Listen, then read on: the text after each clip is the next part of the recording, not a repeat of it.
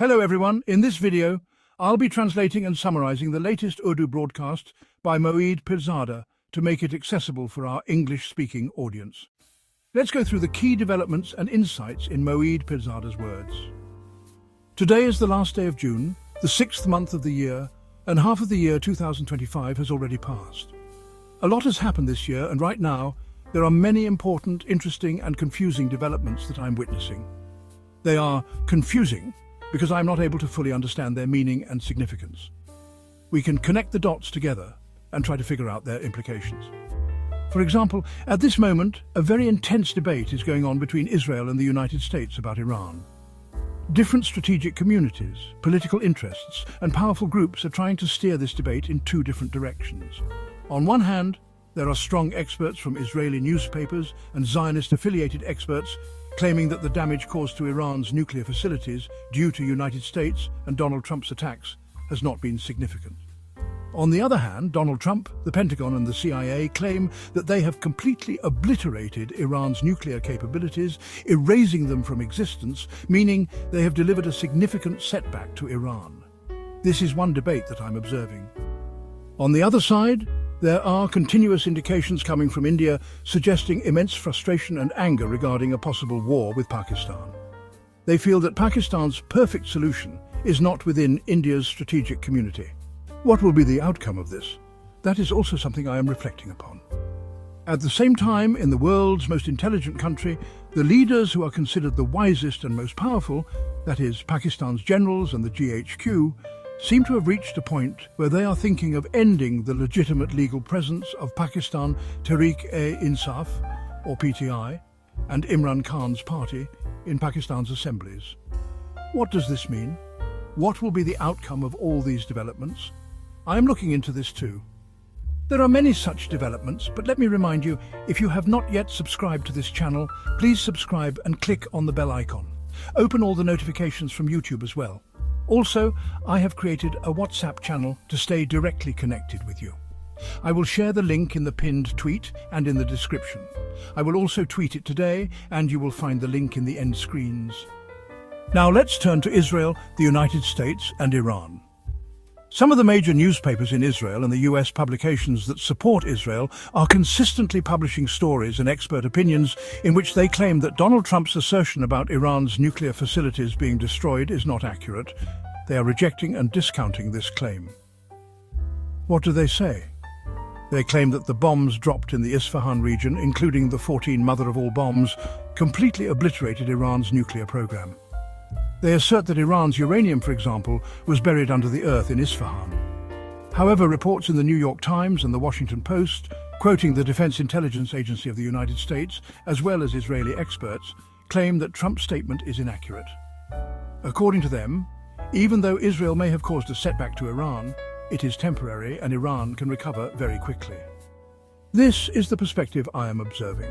On the other hand, from within Pakistan, there are continuing signals of growing frustration and anger related to a potential war with Pakistan.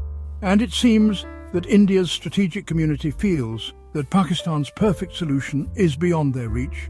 What does this outcome mean? This is another significant development in front of me. The most intelligent country in the world, its wise and powerful people, that is Pakistan's generals and GHQ, seem to have reached a point where they are contemplating the dissolution of the legal, constitutional and visible presence of Pakistan Tehreek-e-Insaf in the Pakistani assemblies. This is a significant indication, and the way these developments are unfolding is leading us to question where they will lead us. I will walk you through all these developments. Of course, there are many outcomes and further developments from them.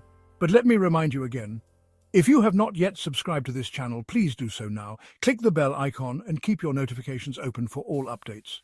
Let's continue with the situation between Israel, the United States and Iran. There are major newspapers in Israel and pro-Israel publications in the United States that are regularly publishing expert opinions, claiming that Donald Trump's assertion regarding Iran's nuclear facilities is inaccurate. Reports from the New York Times and the Washington Post, quoting the Defense Intelligence Agency of the United States and Israeli experts, state that Trump's claims are false, and they argue that Israel only caused a temporary setback to Iran's nuclear program. This complexity is only deepening as there are conflicting reports from IAEA officials such as Mr. Rafael Mariano Grossi, the head of IAEA, who has now revised his position.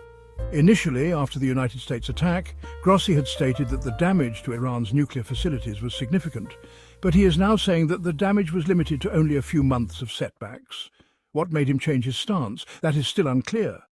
The IAEA inspectors on the ground in Iran are saying they are not able to verify the current status of Iran's nuclear program due to limited access. The Iranian officials had previously granted them access to inspect locations like Natanz, Fordow, and Isfahan. But now the situation has changed. They report that they are blind to what's happening at these sites now. There are claims in Israeli media that the uranium had been moved before the United States attack, which is another piece of the puzzle. In response to these shifts, the general feeling among many experts, especially those in America, is that they think Grossi is playing a role that benefits Israeli interests. The United States intelligence community is skeptical of the current narrative being pushed by the IAEA and sees Grossi's reversal as politically motivated. Moving forward, Iran's Foreign Minister Abbas Araghchi has stated that if Donald Trump wants to negotiate with Iran regarding a new nuclear deal, he must first provide guarantees that there will be no further United States attacks on Iran. Iran's stance is clear. They are not willing to limit their nuclear program further, and they see it as their inalienable right to continue enriching uranium. Iranian officials have also emphasized that the statements against Supreme Leader Ali Khamenei are causing unnecessary distress among the Iranian people, and the political process within Iran regarding his succession is still ongoing. The overall situation between Israel, Iran, and the United States is becoming increasingly complex and fraught with tension. While Israel and the United States seek to limit Iran's nuclear capabilities, Iran is resisting, claiming its right to self-defense and sovereignty over its nuclear program. The world is watching closely, and the developments are unfolding rapidly. The conflict between Israel, the United States, and Iran remains a multifaceted issue. As experts and leaders from various nations continue to push different narratives, it is clear that the situation is far from resolved. What lies ahead is still uncertain, but the stakes are high for all involved parties. Professor John Mashimer says she has become too naked, very exposed. Earlier, she used to work in hiding and didn't have to come in front of people. According to Professor John Mashimer, the ongoing battle with the Israel lobby is currently happening with Columbia University, UPenn, Harvard, Yale, and Princeton, and the entire United States. As a result, the Israeli lobby is not as powerful as it seems. On the face of it, it appears to have become powerful, but in reality, it is weakening. The lobby is now in its weak position and is once again trying to use the military power of the United States against Iran. They're trying to make an argument for this. But what's happening in Israel? An interesting event happened in Israel just a few days ago, when, on Friday, 2.5 days ago, Israeli Prime Minister Bibi Netanyahu, who had to appear in court for presenting evidence in an Israeli district court in Tel Aviv, was granted a delay for 1 week. According to American papers and British papers like The Telegraph, which is a right-wing publication, the headline says that Donald Trump has repeatedly pleaded with the Israeli establishment, judiciary, military and intelligence to stop this case from proceeding because if this case continues, Netanyahu won't be able to deliver peace, especially for Gaza. Donald Trump still hopes Netanyahu will be able to enforce a ceasefire in Gaza. As a result, the heads of Israeli intelligence, David Bernier of Mossad, and the heads of Israel Defense Forces intelligence gave a briefing to the Israeli court, likely the Israeli Supreme Court. As a result, Netanyahu's case has been postponed for a week. This is not a permanent delay, but only for 1 week. There are many opinions in Israel that if the President of the United States says this case should be stopped, Netanyahu should just be pardoned. The case against Netanyahu should be dropped. The Telegraph, which is a respected right-wing publication, states that Trump is trying to broker a ceasefire in Gaza. But there's a significant problem.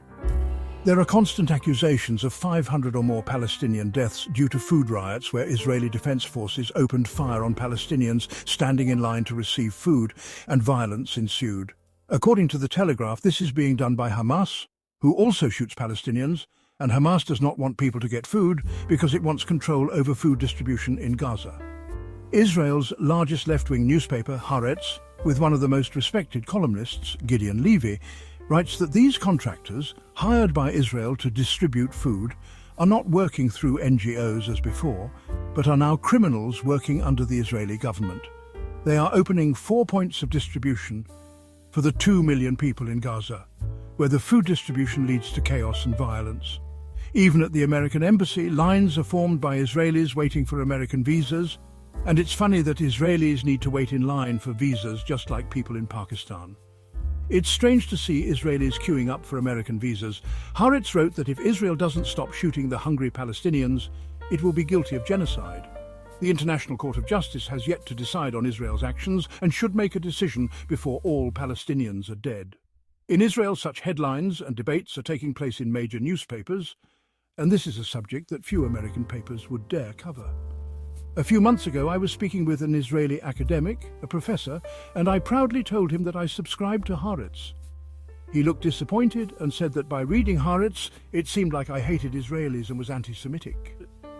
Moving on, a new controversy has been sparked by the Indian Defence Attaché in Indonesia, Captain Shiv Kumar, who said that India lost a few aircraft, but the reason for this was that India's political leadership didn't allow the military to attack Pakistani military bases as per their strategy. The political leadership didn't give a free hand, which was honestly a strategic mistake. This has sparked a huge debate in India regarding military strategy. It's being argued that the military had a plan to attack Pakistan's military bases and air force first, but due to political constraints they couldn't execute it.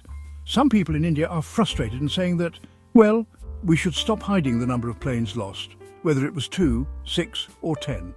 Let's be honest about it.